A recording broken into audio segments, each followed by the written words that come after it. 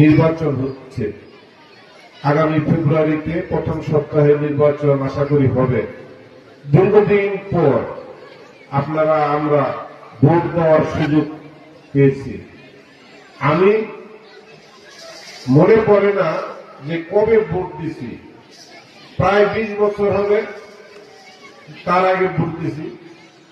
সম্ভবত আপনার 2008 সালে যে সংসদ নির্বাচন হয়েছে তারপরে ভোট দিছি। তারপরে আমি আর ভোট দিতে পারি নাই, কারণ যখনই নির্বাচন আসছে হয় জেলে থাকছি, নয়তোবা বাড়ি ছাড়া করে রাখছে। গাজীপুর থেকে অন্য ডিস্ট্রিক্টে আমাদের থাকতে হয়েছে, নাইলে পুলিশে ধরছে। এই সকল ব্যবস্থা করে এই দেশে ভোট হয়েছে। এই দেশে ভোট হয়েছে আপনার দিনের ভোট আগের দিন রাত্রে হয়ে গেছে, তারপরে তারা ক্ষমতা দখল করে রেখেছে।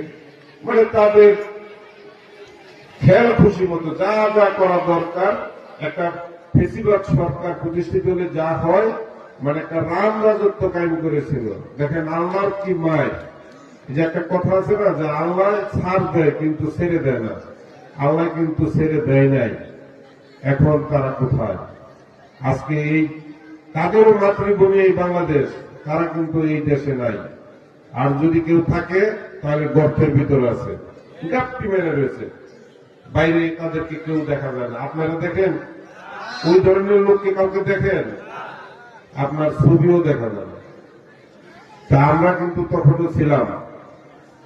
সেই দুঃসময়ে এই গাজীপুরে হারুন এসপি সবচাইতে খারাপ পুলিশ অফিসার, তারে নিয়ে এসে গাজীপুরের নেতারা হায়ার করে, যে গাজীপুরে আওয়ামী লীগ প্রতিষ্ঠিত করতে হলে বিএনপি, জামাত, ইসলামী দলগুলোকে দাবায় রাখতে হলে হারুনের মতন পুলিশ অফিসারের দরকার। সেই জন্য এখানে হারুনকে আনছিল।